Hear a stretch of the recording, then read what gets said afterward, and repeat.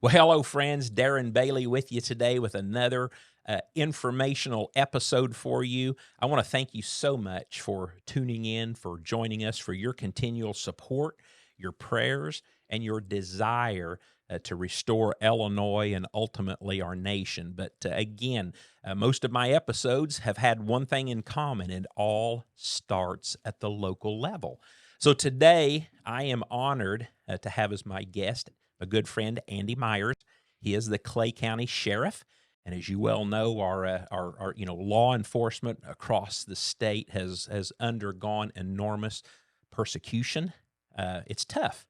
It's tough, and we've seen a lot of our friends, whether they're state police, whether they're Chicago police, whether they're city police, whether they're with the sheriff's deputies, we've seen them retire early. We've seen them move out of state, and honestly, rightfully so. But I commend the men and women that serve and protect and keep them lifted up in your prayers in these days of lawlessness and many of these laws that are being passed to just simply undo the laws of a constitutional republic. So it's with that we join Andy Myers this morning, my home county, Clay County, right here in Louisville.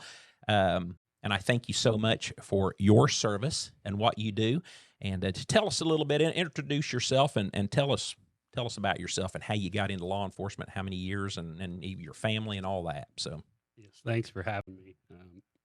We've got this new podcast going, which is really exciting. I'm not sure this early on why you're trying to wreck it by having me on here, but hey, anyhow, my name's Andy Myers. I've been with the sheriff's office since 2001. Started out as a deputy. Sheriff Lee Riker hired me. Served as a deputy from 2001 to 2013. At that point, Sheriff Sulzberger at the time was retiring, and I was nominated and put in the position to fulfill his term, and been sheriff since 2013. So served as DARE officer, which we've got DARE graduations coming up right now at both of our schools. Really neat program. Glad that we still have that going on. So, served as a deputy, then became sheriff. Lived in Louisville or Clay County. I guess I'm in Flora now, but lived in Clay County most of my life. Married to Jamie Kitley. Have two daughters, Mallory and Marley. Mallory's a senior at Flora, getting ready to graduate. Marley is an eighth grader, getting ready to graduate from junior high. So both are heavily involved in sports. We spend most of our time at softball fields. I get the pleasure of coaching my youngest. I got the pleasure of coaching my oldest when she was younger. Still enjoy that. Just wouldn't trade, chase them around to games for anything. That's been probably the most enjoyable thing I've got to do in my life. So, well, that's awesome. And thank you for sharing that. I was actually on the school board when your home's just right on the line, and you came to the school board and wanted to know if you could opt your family into the Flora School District. And I get it. It's where your wife works. I totally understand that. And it was kind of a no-brainer because I think you even said at the time, if you don't, we'll probably have to move. So it's like, okay, we can figure this out. So yeah, no, you kind of pick your battles at home, and that was, I graduated from North Clay in '98, and definitely love the school. Still feel like I got that red and black down deep inside. We're blessed here in Clay County. We really, yeah. I tell a lot of people don't realize that, but Cindy and I, when we started Full Armor Christian Academy, it's not because of the failed schools here in Clay County. It's because we wanted to offer, a Christ-centered a base of education. That was really it. Yep. But we've got good administration, and we've got some wonderful schools here, and hopefully we can protect them as you're fighting with law enforcement with just state influence. Yes, and I've been, very fortunate on many levels. One, with the support from the school districts and the county board to be able to get school resource officers in both the public schools. That is our primary responsibility. We work closely with Full Armor and providing security there as well, train with them. So we went from, and I think it was 2015 when we first put our SRO in the school. from not having one in the county, still having about 11 buildings, because at that time the elementary school in Flora wasn't complete, to putting one guy and rotating in 11 buildings. Flora then also put a SRO in their school. And so just, when I go to conferences and stuff and they're like, you have an SRO? And I'm like, yeah, we've had one for about 7 or 8 years now. And we've got one in like every school. They're like, that's pretty neat. And it's like, that's not me. That's our county board. That's our school district. That's my SROs that I put there. I got Deputy Elam Lewis at North Clay, Deputy Ray Phillips over at Clay City, and just do a phenomenal job. So, um, just, you know, how in the world can watching the news can you step back and not try to provide your schools with as much as Right. you can? So, Right.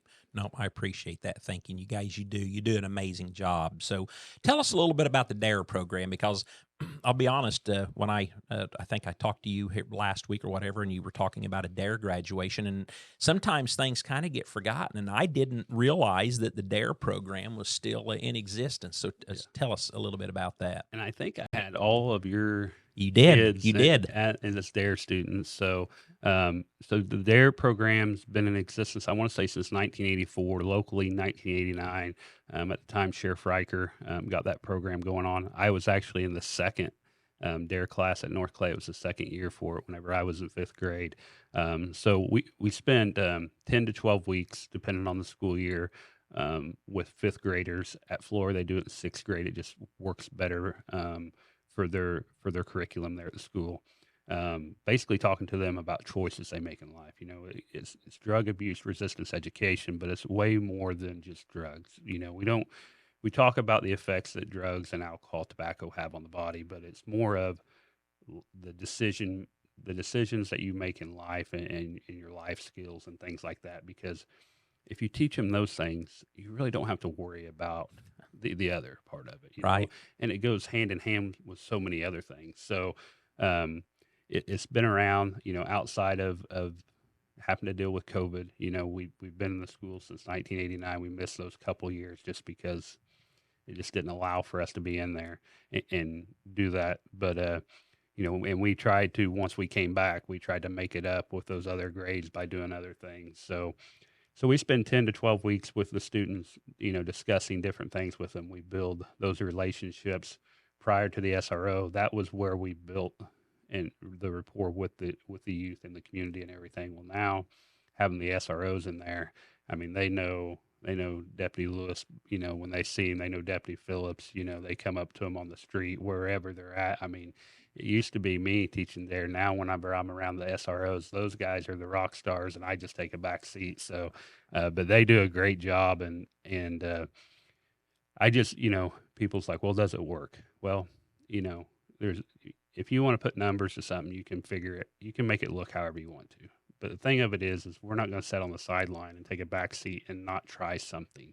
And if it's your kid that it saves, if it's your nephew, your niece, whatever, it's worth whatever amount of money that we sink into it, time and everything else. Because how can you put a price on something like that? So Well, I agree with that, and thank you so much, because the common sense ideas of the Dare program, like I said, I don't know, I didn't realize it was, because I don't think it's in every county, across the state, and maybe that's why we still have some, that we're graduating, productive citizens here in Clay County. So these children are under attack whichever way they turn, and to have a law enforcement, a sheriff's deputy in their schools, working with them, basically talking about common sense choices. That is awesome. yeah, and it's we can sit here and talk all day about my SROs, and if we want to, I will, because I love the job that they do. But it's like, their job obviously is we put them in there to protect the students. But whenever I went to the school districts, I said, they were like, "How do you think this is going to look?" And I said, I'm not sure. I just know that I have the resource that I can provide the school districts, and we're going to figure it out together. Why would I come to a school and tell an education system how to run it? I was a cop at the time, like I'm in law enforcement. I'll take care of that part. You figure out how we fit in your school, because we're a guest there. Um, we're there to protect you guys and take care of business. But I mean, from tutoring to whatever, lunchroom duty, just anything they need, just trying to make an impact and build that rapport, and hopefully, if those kids are faced with decisions, and let's face it, you know, the kids are gonna make bad decisions at times, but when we deal with them, you have that rapport built with them. Hopefully, they listen to what we have to say. Hopefully, it prevents us from having to go to their parents and tell them they've been injured or something worse, or they're going to prison or something like that. So, you know, it starts at an early age, and that's why we're there, and that's what we want to do. Well, thank you so much. God bless you for that. So, you know, one thing that I've always, I guess, and I had it ingrained in me early on running for this, well, even before the school board in church leadership, local control. And, serving in church leadership, people are always coming up to you, hey, why don't you start this? Why don't we do this? And I said, well, that sounds like an awesome idea. If you've got that on your heart, why don't you do that?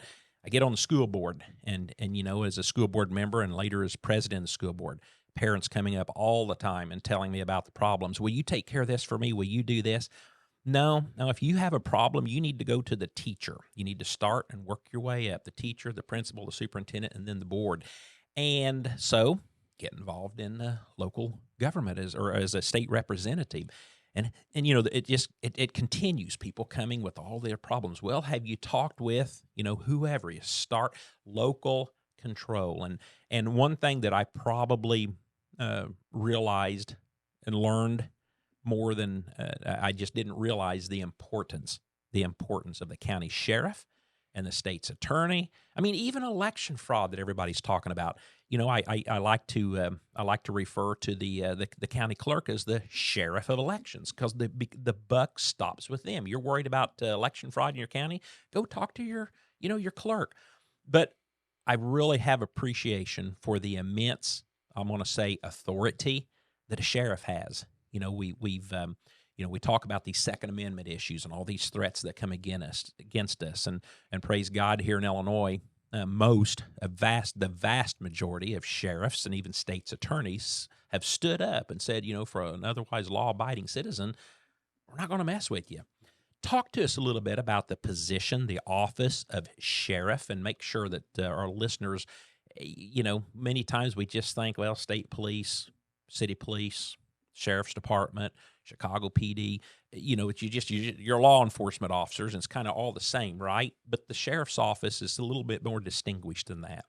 It is, and I'll just go ahead and throw this disclaimer out. It's hard to talk about the office and, like you referred to, as the authority and the power of the sheriff without maybe sounding a little, authoritative, absolutely. Right. So, and that's not me, right? I know. Thank you. Where I what my authority is and what my position is and what my role is and what best serves the community, or that's what I believe anyhow. And so the office of sheriff does look a lot different than it did, even for right now, the 10 years ago that when I became sheriff, to 1974, whenever there was a sheriff and one deputy, and we had the jail up on the square, and the family member cooked the meals for the inmates and different things like that. And there was a movement to try to expand the sheriff's office and get them more in law enforcement role.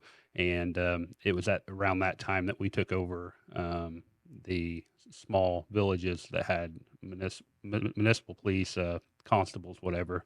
And there was a grant available, and that expanded the sheriff's office, I think, to 5 or 6 deputies. Wow, I didn't realize that. So that's where that kind of changed, and you didn't see your local small villages having their own police officers anymore. And ever since then, we've had contracts with Clay City and Louisville. We provide their police services for them and do their ordinance enforcement and things like that. So, that was a big change for sheriffs, and we're officers of the court. So when you think about the word deputy sheriff, everything that the guys do, my staff does, the patrol guys, the deputies, they do it in my name. So whenever they arrest someone, they're doing it in my authority. So basically, you have to have a person in the office of sheriff, or you really don't have any authority to be operating as a deputy. And that's why it's so important. Someone retires or something happens, is you've got to get someone in that position to continue that on. So we serve, we do all the court stuff, like orders that come from the court, orders that come from the judge. We fill those orders. We are required to fulfill any lawful, keywords, lawful order by a judge. And we have great judges here locally. I have great relationships with all of them. But that's the key. So the sheriff's over the courthouse, the building itself. So, I'm in charge of the maintenance and all that fun stuff, the heating and cooling projects, so everybody's like, how do you, I thought you were a cop. Well, yeah. So did I, I was 10 years ago. So all that changed. But, we have that authority. And like I said, my guys all operate, in my name. And so what they do is a direct reflection of me and my office. And, it used to always be called the sheriff's department. Well, it's an elected office. I'm in the position of the office of sheriff. And so that's why we, several years ago, we like, no, it's a sheriff's office. It's not a department. There's no department of the sheriff. It's the office of sheriff. So, and that's why we hang our hat kind of on that title. But, there has been a lot of things. Obviously, I never thought that I'll just say like political stuff that was going on, that put us in situations where we had to start sorting through what we determined to be lawful orders and what was unconstitutional and different things like that, and basically saying like, no, we got to pump the brakes here. We got to let the Supreme Court make some decisions on what we're handed, because what people don't understand is the law's black and white, is how it's written and everything. But then when you start looking further into those laws that are written, there's case law from, appellate courts and different things like that, and the Supreme Court that has that final authority as to actually what that says, So just because you read something here, there may be something else that affects that. And so, holding that constitutional office, taking that oath to uphold the Constitution, put us in a position when we dealt with the most recent thing, the gun law, if that's what you want to call it, that was recently passed, for us to go like this isn't happening. Like, our job is to protect our citizens and make sure that they're not taken advantage of. And the majority, vast majority of us went, no, like we're not going to be a part of this. Like, this isn't right. This isn't how things should be handled. There's something's got to change here, And so, that's where we kind of took our stance. And, I've had multiple people come up and they're like, thank you for your stance on this law. And I was like, and it makes you feel good, but I'm really like, I guess common sense for me. I mean, this was probably the easiest decision I made. Like, probably what I had for Americans. For breakfast that morning was a tougher decision than jumping on board and saying, we ain't doing that, So. Oh, that's awesome. Well, you gained a lot of respect for me. Well, you've always had it, but during the COVID, when I sued J.B. Pritzker, and that case came to Clay County, and we were knee deep into these masking requirements, and gosh, you had the option. You were the one that got to make the choice. What's the protocol? And you went ahead and, spaced the seating out. I got that. But then it came to these masks. It was like, is he going to make us wear masks in there? And you stood firm and you didn't. And I commend you. Again, common sense, doing the right things as American. But that's when I always knew it, but I really, through COVID and through these these ridiculous gun ordinances, I began to realize, wow, local control. If the people elect good representatives into these offices, we can correct a lot of this nonsense we're dealing with. So I just want to say thank you again for that. Well, and fortunate to have Judge McKinney in our county at the time, because another, individual that has that common sense factor to him. And so he and I were in discussions about how we were going to handle the procedures in the courtroom in the courthouse. Spoke with the county board, the other office holders, because obviously bringing in the people, their offices were open and things like that. But when it came right down to it, it's like, we're going to take a common sense approach to it.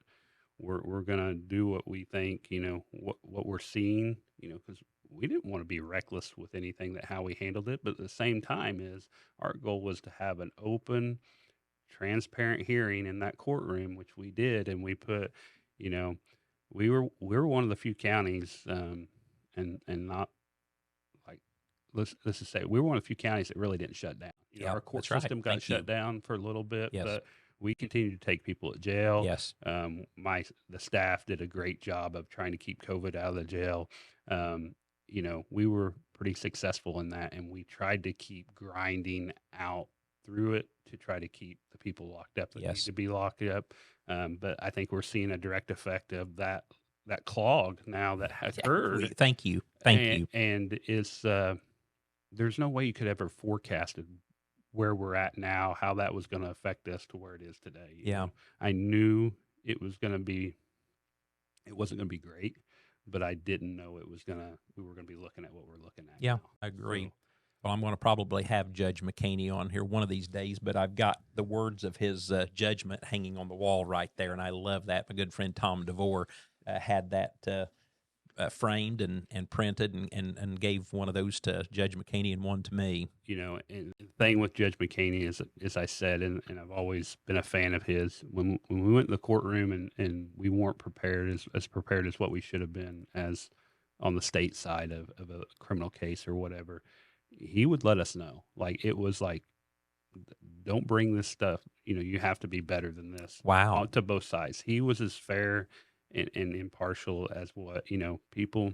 He has his reputation, and but he was as fair and impartial as what I think, because he just called the shots just like they were, and that's what I respected about him. That's awesome. Let's talk just a little bit about the Safety Act. That's been it's kind of on hold, on pause to a sense. How is that affecting the sheriff's office right now? And what do you foresee in the future? Well, we can take a couple different angles to that. Is if this comes back where we have to deal with this, I think my jail will be more crowded than ever. I think the people that wrote this law, they say that we were invited to the table. If you're invited to the table, but your seat's over in the corner and you got duct tape on your mouth and you're told to be quiet, when it comes to some of those things. And there are certain ones that did advocate for us and everything like that, and the voices weren't heard, and tried. So I can't just lump it all together, but you've seen the bill,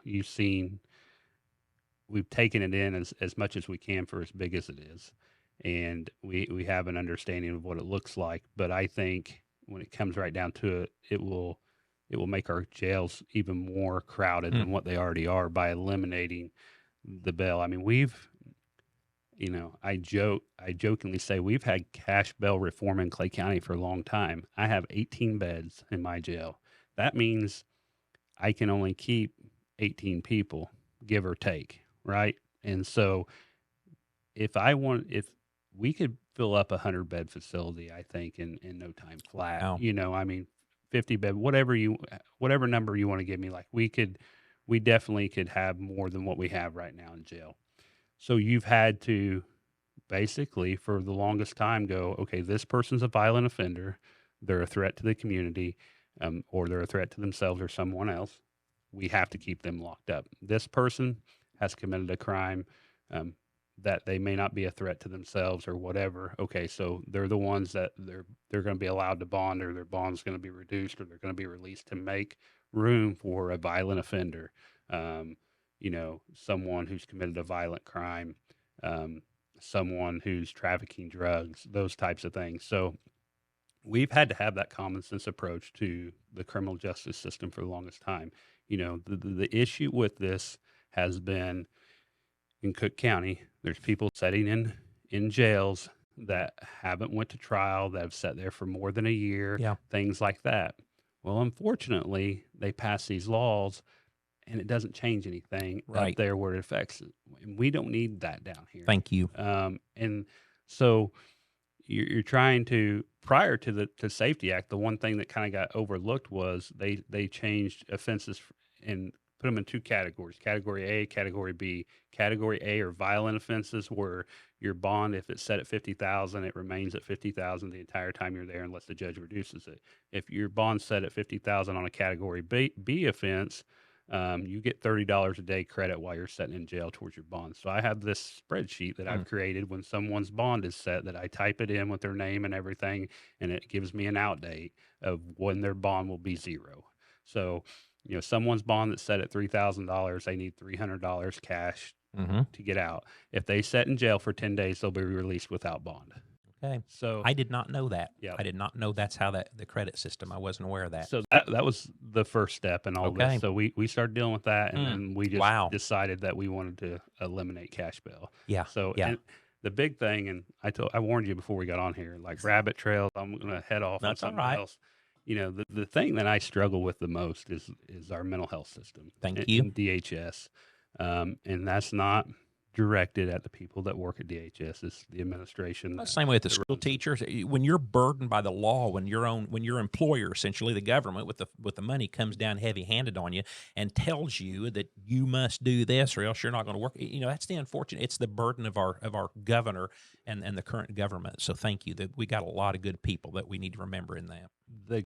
So there was a court case where. Basically, they were trying to force DHS to take the people that were remanded. So when someone's brought into jail and the court determines that they need to be to go through a fitness evaluation to determine if they're fit to stand trial or not, there's clinical people that do that, and they return their findings to the court and to us.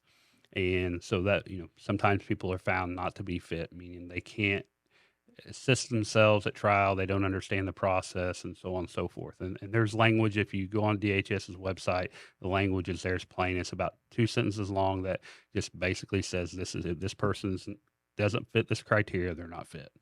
So when people are not found fit, they're remanded to DHS's custody to be placed in a hospital to receive treatment to try to get them to where they're fit. All right. And sometimes people can't be found fit, and sometimes people will go there for a week and they come back, and some people are there for a month. It just kind of depends. Everybody's needs are different.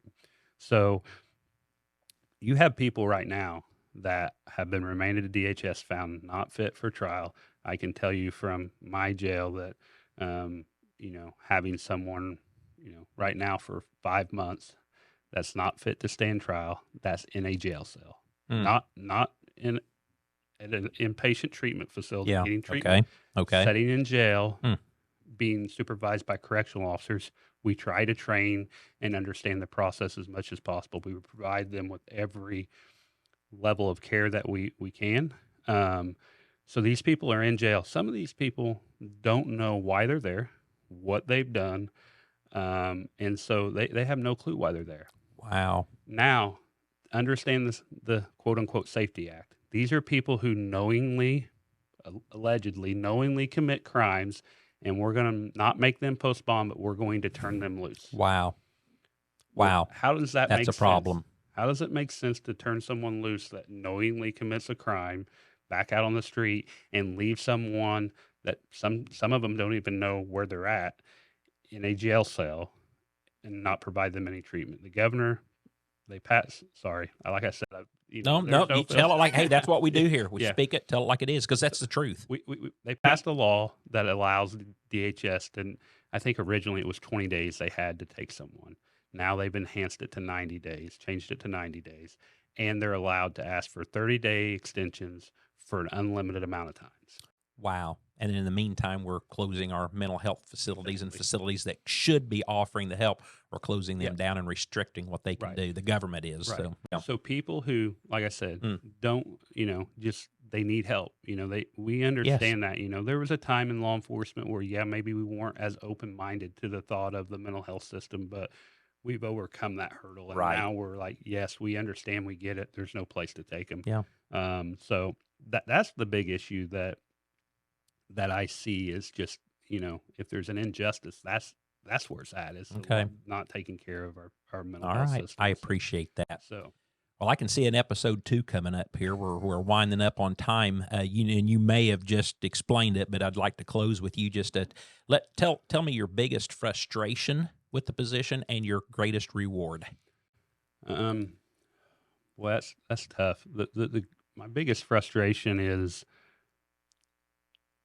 and it's kind of feel like you're I just had this conversation with another elected official earlier this morning. Is they keep giving you these mandates and the paperwork, Mm. and you've got to do this, and I've got to see that report and everything else, and we've got to do this, and we can't do that. And there's things that need to be addressed. There's problems in your community, whether it's drugs, whether it's say you have a rash of burglaries going on. Like we need to be able to take our resources and put towards our problems and Mm. get through the red tape and not deal Okay. with that type of stuff. And then you have the jail issues, as far as, like I said, with the mental health system Yep. and everything, and the court system getting clogged up. And, we're trying to protect people's rights and give them, it just takes a lot of time, the whole criminal justice system, the Okay. process and Yep. everything.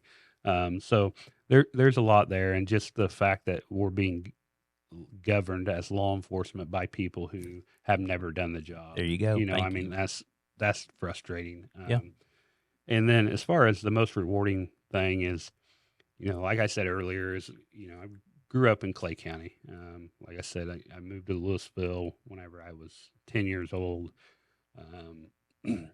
Came down here, kind of, new family, moved to the area, was brought in by another family when my mom remarried and married Michael Willison, and, took us in and made us feel just like we've been here our whole lives, and, living here, growing up here, some of the things growing up, the way the community treated me and kind of took me under their wing at times. And it didn't really click a lot to me. I mean, like becoming a deputy was a big deal to me.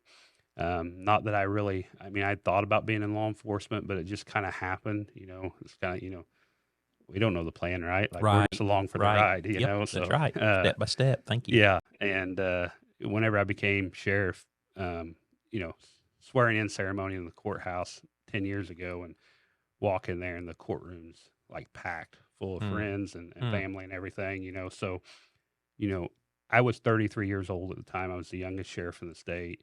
And, people's like, you're kind of young to take that position. It's like, yeah, but I said I wouldn't do it in any other place other than Clay County, like Okay. the people, Wow. the community and everything. So my staff is unbelievable.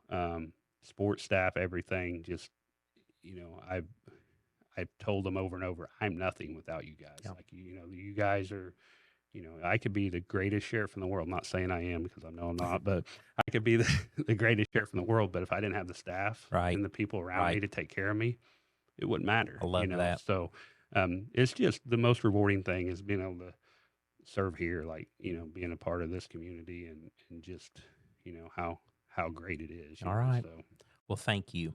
I know you're very busy. I want to thank you so much for taking 30 minutes out of your schedule to come here, and I think this is going to be awesome. I mean, it's amazing how fast the time's flowing by. It really is. So, thank you. I can see an episode 2 coming up, and I mean, you nailed it on some stuff. And the bottom line, you ended with something great, and it's all about the people. it is. So I thank you. So, friends, listen, if you've got thoughts, ideas of some people, guests to have, and topics, email me, Darren at baileyforillinois.com, and I'd love to see that. And until the next time, God bless you. Thank you. And don't forget what Sheriff Myers said. It's all about the people. Everyone that you come across each and every day, a smile, a kind word, just a gesture can make all the difference in the world to the people, because at the end of the day, we've got to live and work and thrive together here in this state and in this nation. And don't forget that. God bless you, and thank you very much for tuning in.